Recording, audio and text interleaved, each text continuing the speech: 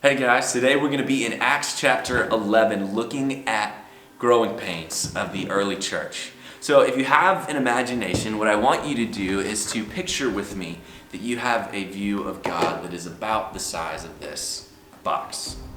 Now, before you say, Trey, come on, that's a very small box. My view of God is way bigger than that box. Just track with me, all right? Imagine that in this box you put a lot of things about God. Imagine that this box is as big as this room, whatever room you're in. You know that God's kind, that He's faithful, that He's loving, that He's powerful, that He made all of creation, that He's bigger than you and me and all those things. What happens when your view of God starts feeling a little small? When something that you learn about Him starts to brush up against the sides? For the Jewish Christians in Acts chapter 11, we see this is that God has a heart for the Gentiles, those outside the fold of what they believed were God's chosen people. And as that happens, they start to struggle. God doesn't really care about the Gentiles. But of course, as Peter explained to them, God does care about them. And in fact, His heart has always been for those outside the fringes of society. So their view of God becomes a little bit bigger. And it fits in a bigger basket. But eventually, their view of God becomes too small as the previous box bumps up against the basket. But here's the thing about God. God's bigger than a basket. God's bigger than a box.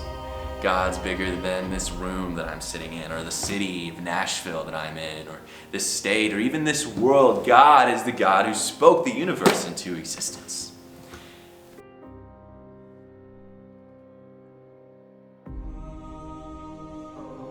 So as you follow Jesus, you will experience growing pains. As your view of God becomes bigger, you will notice that the framework that you had for understanding Him was far too small.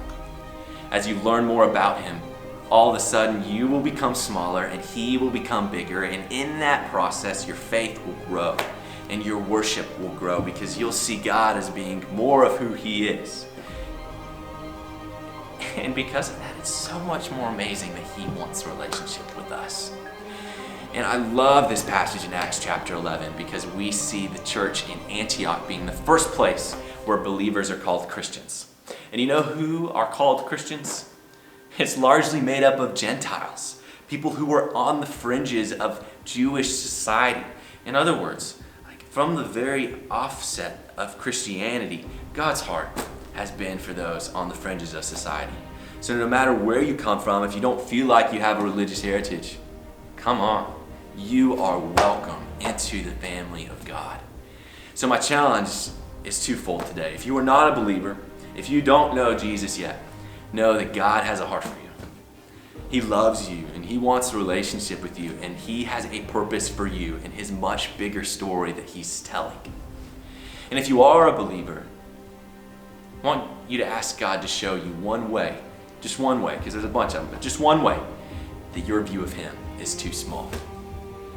And I promise you this, your view of God is too small in a lot of ways. I know mine is. I'm constantly being shown by God that He is far bigger than I can understand. But how amazing that is. If we could understand Him completely, what kind of God would that be?